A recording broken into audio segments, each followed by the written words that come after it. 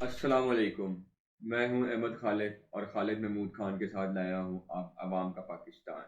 آئیے مسلم لیگ نون کے حالیہ سیاسی حالات پر بات کرتے ہیں۔ سر، یہ تو آپ یقین رکھتے ہیں کہ انتخابات ہوں گے، مگر پی ایم ایل این کی کیا پوزیشن ہوگی؟ بسم اللہ الرحمن الرحیم۔ شکریہ احمد خالد خان۔ انتخابات میرا خیال ہے یقینی بات ہے کہ 8 فروری کو ہوں گے۔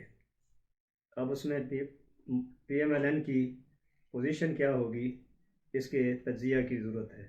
تھوڑے سے وقت میں مختصر لفظوں میں تو یہی کہا جا سکتا ہے کہ اس وقت پاکستان کی تمام سیاسی جماعتوں کو ایک خطرہ لاحق ہے، اور وہ یہ خطرہ ہے کہ اگر پی ٹی آئی انتخابات میں آ گئی اور ان کو کچھ راستہ مل گیا، ان کو کچھ خلاف سانس لینے کا، آکسیجن حاصل کرنے کا موقع مل گیا، تو یہ جماعتیں انتخاب شاید نہ ہونے دیں۔ ان کے اندر اس کے خلاف متعلق اتنی بے اعتمادی ہے کہ ساری جماعتیں مل کر بھی خوف زدہ ہیں کہ پی ٹی آئی یہ الیکشن جیت جائے گی۔ لیکن پی ٹی آئی کے ساتھ جو سلوک کیا گیا ہے، 9 مئی کے سارے جرائم اس کے کھاتے میں ڈال گئے ہیں۔ یہ 9 مئی کا واقعہ قابل مذمت اور جرم تھا، لیکن ہے بھی صحیح، اور اس کے فیصلے بھی ہونے چاہیے، لیکن اس میں سارے کے سارے مجرم تو پی ٹی آئی کے نہیں تھے۔ پتہ نہیں کس جماعت کے تھے، پتہ نہیں کس گروہ کے تھے، پتہ نہیں کون تخریب کار تھے، پتہ نہیں کس کس اداروں کے لوگوں نے اس میں شرکت فرمائی، اور پھر ان سب کے نام پر پی ٹی آئی کے لوگوں کو پکڑ لیا گیا اور ایسی عذاب دیا گیا کہ جس کی مثال نہیں ملتی۔ اس طرح کا عذاب کسی زمانے میں بھٹو کے ماننے چاہنے والوں کو ضیاء الحق کے دور میں ملا تھا۔ اس دفعہ پی ٹی آئی کے لوگوں کو جو عذاب نصیب ہوا ہے وہ اس سے بھی زیادہ تکلیف دہ تھا، اور لوگوں نے ایک ایک جملے کی جو ہے وہ کر دی کہ جی میں مذمت کرتا ہوں، تو وہ بھی نجات حاصل کر گئے۔ پھر انہوں نے کہا جی ہم نہ صرف اس کی مذمت کرتے ہیں 9 مئی کے واقعات کی، بلکہ یہ بھی کہہ دیا گیا کہ جناب ہم سیاست ہی نہیں کریں گے۔ اتنے خوف زدہ کیا لوگوں کو۔ تو یہ چیزیں نواز شریف کے حق میں نہیں جائیں گی۔ یہ چیزیں چونکہ پیدا کی گئی تھی، یہ سارا ماحول، یہ ایسا نہیں ہے کہ سارے کا سارا واقعہ کوئی پی ٹی آئی کے پاس لینن اور اس کا مارکسی انقلاب، خونی انقلاب، یا ماؤ زیدونگ کا کوئی خونی انقلاب، یا کیم il سنگ کا خونی انقلاب، یا اس کا کیوبا کے فیدل کاسترو کا خونی انقلاب تھا۔ ایسا تو تھا کچھ نہیں۔ ایک پی ٹی آئی کی جماعت تھی، اس کے لوگوں کو آپ نے مار دیا، پکڑ لیا، اندر کر دیا، بند کر دیا، پی ٹی آئی ختم ہو گئی، ان کو بکھر گئے سارے کے سارے۔ تو میدان آپ کے پاس، اس کے باوجود آپ خوف زدہ ہے۔ یہ وہی واقعہ ہے جو میں کہتا رہتا ہوں کہ ذوالفقار علی بھٹو کے اعزاز میں لوگ کہتے تھے کہ اس کے نام پہ کوئی کھمبے کو بھی ووٹ دینا پڑے تو دے دیں گے۔ پی ٹی آئی کے نام کا ووٹ کسی اینٹ اور پتھر یا چٹان کو بھی دیں گے تو لوگ دے دیں گے۔ نواز شریف کی طاقت صرف ایک بات میں ہے، اور وہ یہ ہے کہ اس کے پاس پیسہ خرچ کرنے کی بہت زیادہ گنجائش موجود ہے، اور پیسہ اپنی اہمیت رکھتا ہے بھوکے اور پیاسے معاشرے میں، اس کی ایک اپنی امپورٹنس ہوتی ہے۔ لوگ روٹی کا ٹکڑا لے کے ووٹ دے بھی دیتے ہیں۔ ایسی بات ہو سکتی ہے۔ دوسری بات یہ ہے کہ اس کا اتحادوں پہ سب سے زیادہ انحصار ہو۔ اتحادوں کے بارے میں بار بار ایک بات کہتا رہتا ہوں کہ یہ ہونے بھی چاہیے، لیکن ان کے ہونے سے کسی جماعت کی جو فستائی اور ایک جماعت کی پوری طاقت ہوتی ہے وہ کچھ تھوڑی کم ہو جاتی ہے، اور جمہوری اقدار بڑھتی ہیں۔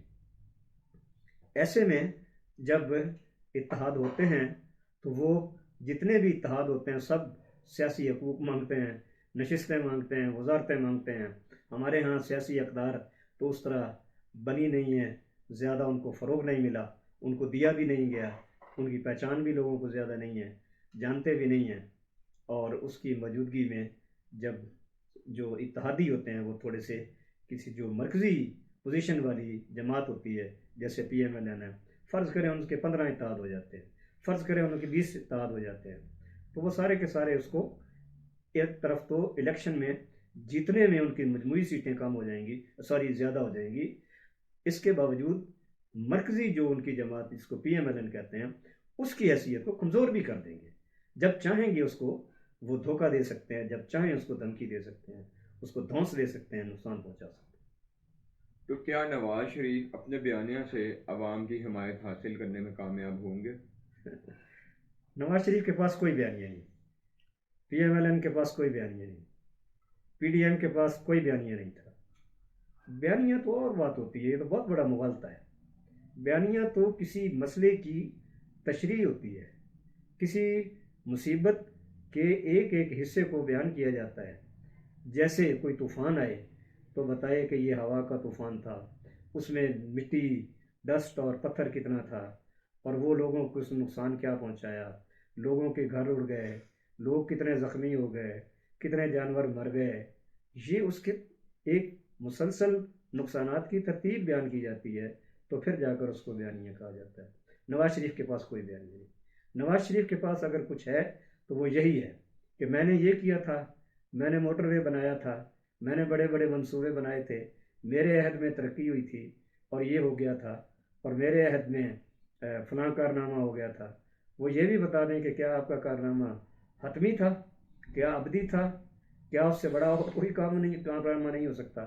آپ کہتے ہیں آپ نے موٹر وے بنا دیا، میں اپریشیٹ کرتا ہوں کہ موٹر وے ایک بہت بڑا منصوبہ ہے، لیکن جس ملک کے لوگوں کو سکی روٹی نصیب نہ ہو، خشک ٹکڑا نصیب نہ ہو، اس کو آپ پراٹھوں پہ لگا دیں، یہ کام نہیں چل سکے گا۔ اس سے اور زیادہ بھوک بڑھ جائے گی، اس سے اور زیادہ لالچ بڑھ جائے گا۔ آپ نے ریلوے کا نظام تو برباد کر دیا، لوگ ریلوے کی پٹڑیاں اکھاڑ اکھاڑ کے گھروں کو لے گئے، کسی نے لوہا نکال کے اپنی فاؤنڈریوں میں پگھلا کے رکھ دیا۔ آپ کہتے ہیں کہ بڑے بڑے منصوبے ہیں۔ میرا خیال ہے کہ منصوبے ہمیشہ عوام کی ضرورت اور ان کی گنجائش کے مطابق ہونے چاہیے، ان کی طاقت سے زیادہ نہیں ہونے چاہیے۔ دو رویا سڑکیں پورے پاکستان میں پھیلائی جا سکتی ہیں۔ اگر آج تک ہماری یہی گنجائش ہے تو آپ دو رویا سڑکوں کا، تین تین رویا سڑکوں کا جال بچھا دیں، بجائے اس کے کہ اتنا بڑا منصوبہ موٹر۔ میں ایک مثال دے رہا ہوں کہ نواز شریف کے بیانیے کی، کہ اس کے پاس کوئی بیانیہ نہیں، یہ کوئی بیانیہ نہیں کہ میں نے یہ کر دیا تھا۔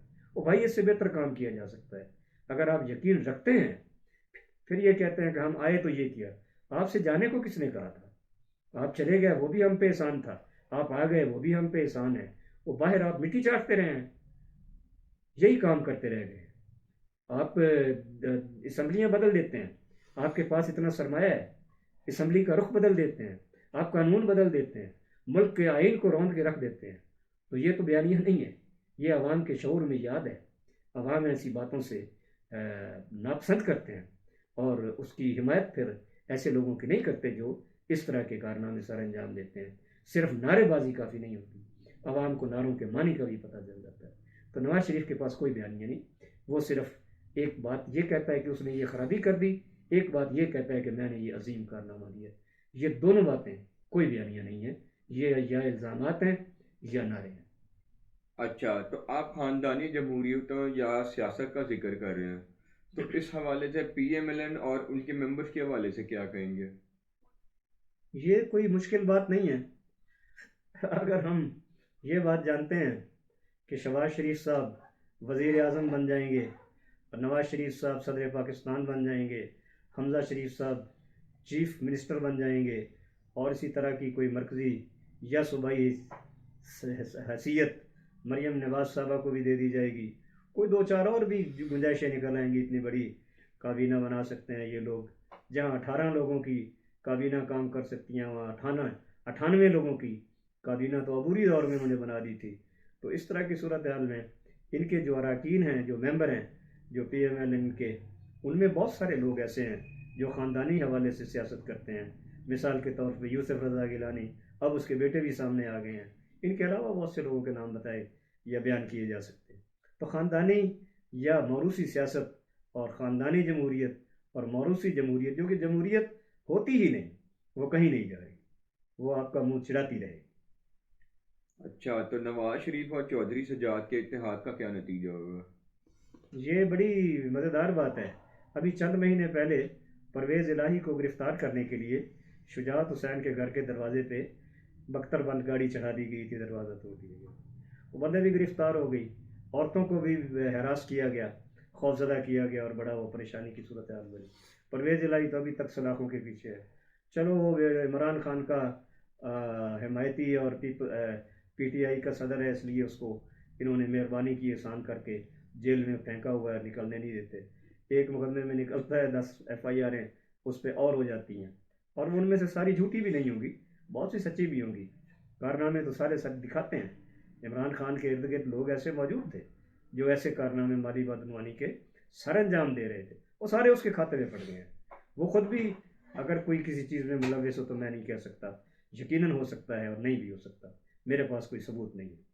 تو میں یہ عرض کر رہا ہوں کہ چودھری شجاعت جو ہیں ان کے بارے میں ایک واقعہ نہیں بھولنا چاہیے کہ جب نواز شریف نے جنرل پرویز مشرف کا جہاز ہوا میں اغوا کر لیا تھا تو اس وقت پرویز مشرف زمین پہ اتر آیا اور اس نے اس کا تختہ الٹ دیا نواز شریف کا. تو پھر یہ باتیں سامنے آنے لگ گئی کہ نواز شریف کو اٹک میں پھینک دیا گیا، بڑی اذیتیں اور بڑی مشکلات میں ڈال دیا گیا. لیکن ایٹ دا سیم ٹائم جو یہ اس کا واقعہ تھا کہ کیا اس کو ہوا میں اغوا کیا گیا تھا، ایک ملک کا جرنیل ہے وہ ایک ملک کی آرمی کا سربراہ ہے. آپ اس کو ہوا میں کسی بھی ایک ملک سے واپس اپنے وطن لوٹتے ہوئے، اپنے ہیڈ کوارٹر لوٹتے ہوئے، اپنی افواج میں لوٹتے ہوئے اغوا کر لیتے ہیں. اچھا، اس کے متعلق بھی شکوک و شبہات پیدا کر دیتے ہیں. کوئی نہیں جانتا کہ اس وقت کیا کیا ہوا تھا. ہوا یہ بھی تھا کہ جنرل ضیاء الدین بٹ کو وردی اور نشانات اور اس کے اعزاز کے ساتھ چیف آف سٹاف بنا دیا گیا تھا پرویز مشرف کی جگہ. اچھا، اس میں ایک اور بڑی جو ہے وہ حتک آمیز بات ہے، مسخرے کی بات ہے، تمسخر کی بات ہے، تضحیک کی بات ہے.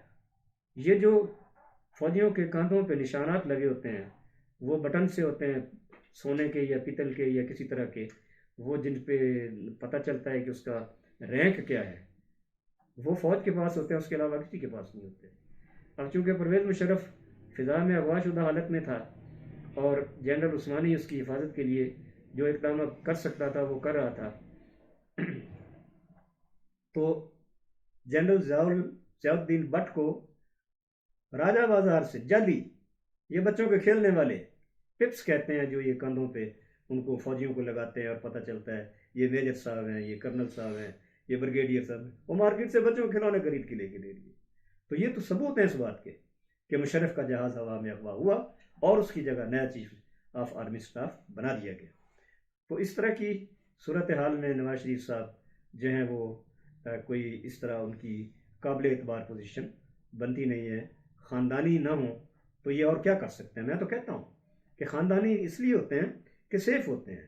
ماں باپ کو بیٹے کو سیف کرتی ہے، بیٹا باپ کو سیو کرتا ہے، اس کے جرائم پہ پردہ ڈالتا ہے، وہ اس کی کمزوری پہ کچھ اور کرتا ہے، اس طرح کر کے وہ سلسلہ چلتا رہ جاتا ہے. ابھی یہ عبوری حکومت جو شہباز شریف کی آئی تھی اس سے چند دن یا چند مہینے پہلے ایک ان کے ہاں ایک لاہور میں ایک فنکشن کیا گیا باقاعدہ.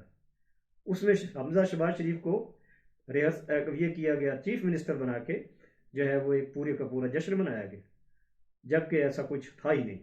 وہ کیوں کر رہے تھے؟ صرف اس لیے کر رہے تھے کہ ان کو ایک خوشی درکار تھی اور وہ سب آپس میں تھے. تو انہوں نے یہ سوچا ہوا کہ آؤ یار چلو تھوڑی سی ٹھمکے بازی کر ہی لیتے ہیں.